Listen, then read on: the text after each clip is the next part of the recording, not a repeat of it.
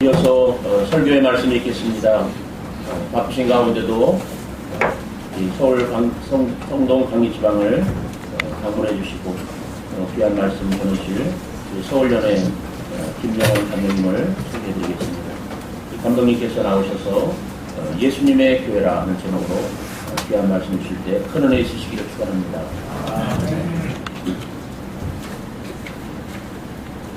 원래 교회 이전 예배는 감리사님 책임부터 말씀드려서 감리사님 하셔야 되는데 감리사님이 감동교회와 변명수가 신경합니다.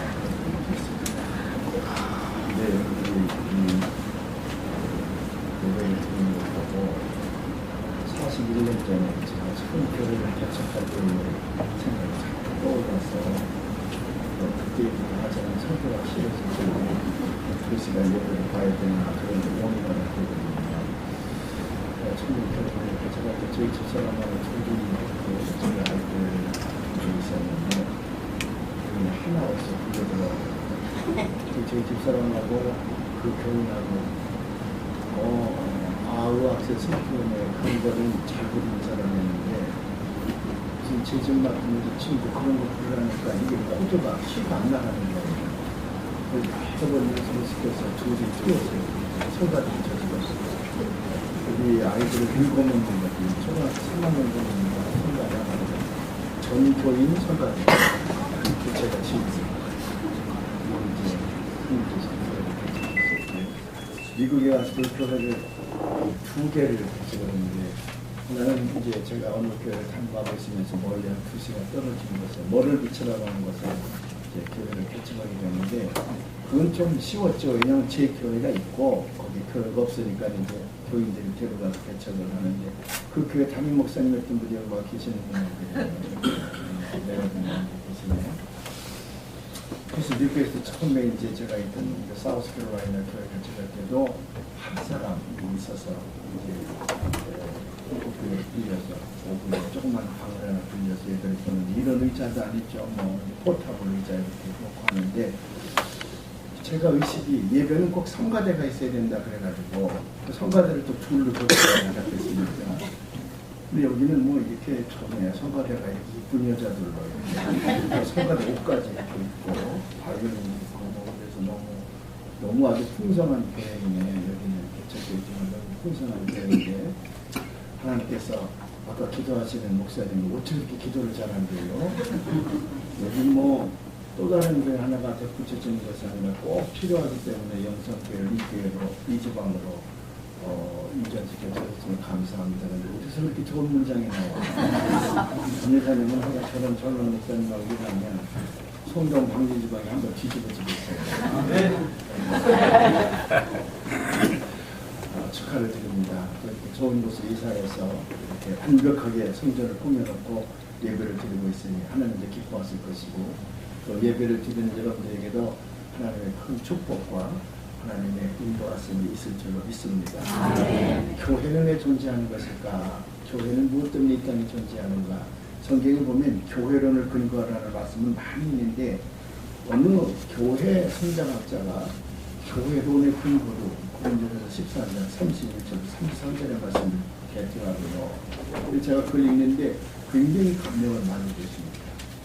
이 땅에 교회가 존재하는 이유는 3가지가 있는 거죠. 첫 번째는 하나님을 영화롭게 하기 위하여, 하나님을 영화롭게 하기 위하여 교회가 존재한다는 거죠. 여기 31절에 보니까 그러즉 너희가 먹든 일마든지 무슨 때 하든지 하나님의 영광을 위하여 하나, 하나님의 영광을 위하여 교회가 존재하는 겁니다.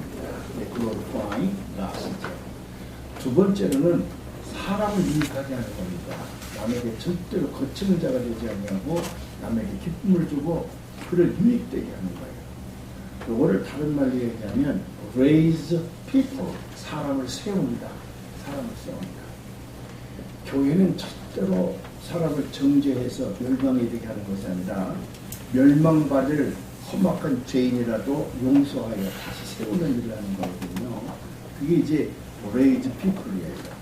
왜 raise people, 사람을 세워야 되냐 그러면 마지막 골이 하나 있어요. 목표가 하나 있는데 그게 뭐냐면은 그의 영혼을 구원하는 게 이거 우리 교회의 최종적인 목표는 뭐냐면 영혼을 구원하는 데 있습니다. 영혼을 구원하는 데 있어요. 하나님께서 영성교회를 세워주시니까 또 아마 이 세 가지 여기 말씀하시는 대로 세 가지 일을 하시기 위해서 이 교회를 세워주신 줄로 믿습니다. 먼저는 하나님을 영화롭게 하고 하나님 앞에 영광을 돌리고 두 번째는 많은 사람들에게 기쁨을 주고 이익이 되게 합니다. 그래서 한 번밖에 살 수 없는 인생의 길인데 이 땅에서 아주 비천한 인생, 아주 열악한 환경 가운데에서 사람답지 못한 삶을 살 수밖에 없는 사람이랄지라도 교회를 통해서 다시 일으켜 세움을 받아서 멋진 인생, 참으로 보람된 인생, 그걸 우리가 풍성한 어번던 라이프라 그래서 풍성한 삶이라 그러는데 그 풍성한 삶이라는 건 물질적인 풍요만을 의미하는 건 아닙니다. 첫째는 우리 마음의 풍요함이거든요. 구원받은 자가 누릴 수 있는 영적 평안함과 풍성함입니다. 그래서 사람들 하여금 이 값진 인생을 살게 하고 마침내 그들을 하늘나라 저 천국으로 인도해내는 영생의 길로 들어서게 하기 위해서 하나님께서 이 영성교회를 세워주신 줄로 믿습니다. 지난번에 담임 목사님 사실 제가 잘 모르는 분이거든요. 한 번 만나뵌 적도 없고 그랬는데 저한테 인사를 온다 그래서 오지 말라고 그래도 제가 아마 늙었으니까 이제 늙은 목사님 인사를 해야 되겠다 생각이 들어서 오신다 그래 와서 딱 봤더니 제가 상상했던 목사님이 아니요 전혀 낯선 목사님이 서서 앉아 계셔서 제가 깜짝 놀랐습니다. 근데 얘기를 나누다가 하나님께서 이 목사님을 정말 소중하게 쓰시기 위하여 부르셨구나는 것을 알게 되었습니다. 세상 사람들이 얘기하는 명문대학을 나오셨거든요. 그랬을 때 그 가문에서는 아마 춤을 췄을 겁니다. 우리 집안에 이런 축복을 얻다니. 근데 이 녀석이 커가지고 헛된 길로 가잖아. 이게 부귀 공명을 집안에다 앉아줄 줄 알았더니 이게 목사가 되겠다 그랬을 때에 부모님과 형제 자매들의 마음은 어땠을까? 물어봤더니 다들 기뻐하셨다 그러네요. 뭐 저는 기뻐하셨을지 모르지만 속으로는 얼마나 속이 상했습니다. 제가 잘하는 의사 한 분이 있었거든요. 미국에서 이 사람이 진료를 하다가 어느 환자 얘기를 하는 중에 내가 목사가 돼야 되겠다고 하는 소명을 깨달았다는 거예요. 그리고 어느 한순간에 그걸 집어치우고 신학교에 들어가는 거라. 그 집안이 난리가 났습니다. 뭐 아이고 때문에 나오고요. 난리가 났어요. 저 안슨 스미스라고 하는 제 친구 목사가 있는데 3대째 변호사입니다. 그 콜롬비아에 살고 있었는데 굉장한 부자예요. 뭐 자가용 비행기를 타고 다니는 녀석인데 인간 할아버지, 아버지의 그 로펌을 이어받았으니까 이 손주에게도 굉장한 베네핏이 있잖아요. 그러니까 그 로펌이다 그래도 변호사라 그래서 다 잘 사는 거 아닙니다. 변호사가 택시 운전하는 사람들이 얼마나 많은데요. 변호사들이 멀페어라 그래서 그 부호식량을 타는 변호사들도 많아요, 미국에는. 근데 이 친구는 기반이 단단하잖아요. 그 뭐 유지들이 다 자기의 클라이언트죠. 뭐 그런 베네핏을 가지고 있는 녀석인데 어느 날 로펌에서 이렇게 오다 보니까 자기 어머니가 나가시더라는 거예요. 그래서 어머니 어디 가세요? 그랬더니 성경 공부하러 간다. 성경 공부. 늘 자기 공부하고 이 변호사들이 변론 쓰고 그러는데 시간이 오래 걸리거든요. 밤을 꼬박꼬박 세웁니다. 그러느라고 어머니하고 대화할 수 있는 시간도 별로 못 갖고 그랬는데 조금 있으면 이제 장가를 드려야 되는데 그러면 더 어머니랑 멀어지니까 문득 어머니랑 함께 오늘은 성경 공부를 해야 되겠구나. 그래서 어머니 마음을 조금이라도 내가 기쁘게 해드려야 되겠다. 그래서 나도 가면 안 되냐고. 그러니까 어머니가 왜 안 되냐고. 내 친구들이 한 여러 명 모여서 하는 건데 보라고. 그래 가서 둘러앉아 있는데 로마서를 공부하더랍니다. 이 아들이 생각할 적에는 부탁자리, 노친네들이 모여서 성경 공부하는 것이라고 생각했지요. 그래서 가서 앉자마자 조금 지나니까 하나님께서 평안한 마음을 주시는데 졸음이 쏟아지기 시작을 하는데 긴장될 땐 잠이 그때 다 오더라는 거예요. 아들이 코를 걸고 잤다는 거예요. 근데 이제 엄마 친구들이니까 자기가 코를 걸고 자는데도 누구 하나 오히려 잠 깰까봐 소곤소곤 얘기를 하더래요. 근데 잠결에 무슨 말이 들린 거예요. 이제 집에 와가지고 샤워를 하고 자려고 그랬는데 아까 잠결에 그 목사님과 엄마 친구들이 성경 공부하면서 얘기했던 소리가 궁금한 거라. 그래서 로마서를 펼쳤습니다. 로마서 6장이었다는데 그걸 읽고 있는데 성령이 막 갑자기 가슴이 뜨거워지기 시작을 하면서 진동을 하기 시작을 하니까 견딜 수가 없는 거야. 그래 막 엎어져서 울고 뭐 어디서 그렇게 눈물이 많이 나오는지 그러면서 이제 회개하고 그랬었는데 새벽녘에 하나님께서 자기 목사로 부르시는 그 음성을 듣게 된 거예요. 아침에 식사를 하면서 아버지 어머니가 다 신앙의 좋은 사람 레이 리더니까 우리끼리 말하면 장로님들이거든요. 아침밥을 먹으면서 아들이 있다가 아버지 어머니 제가 목사가 되겠습니다. 그러니까 그렇게 신앙이 좋은 아버지 어머니가 놀래가지고 너 지금 무슨 얘기했냐, 목사가 된다고 정신 나가서 미친 거 아니야 이거, 밥상이 난리가 난 거죠. 그리고 결심을 굳히고 듀크 대학에 신학부를 들어갔는데 노스캐롤라이나 자동차로도 2시간 만이면 가는 겁니다. 근데 워낙 부자니까 이놈이 3년 동안 자가용 비행기를 가지고 신학교를 다닌 거예요. 자가용 비행기를 다 자기가 몰고 신학교를 졸업하는 날 그 자가용비행기를 팔아버리고 집을 팔아버리고 변호사 자격을 반납하고 그리고는 한 40명 모이는 교회 파송을 나갔습니다. 가서 수임 예배 때 그랬다는 거예요. 제가 어머니 성경 공부 갔다 와서 성경 인중에 성령 받았습니다. 그들이 3, 40명에 있는 사람들이 그 간증에 모두가 다 성령 충만해지고 합니다.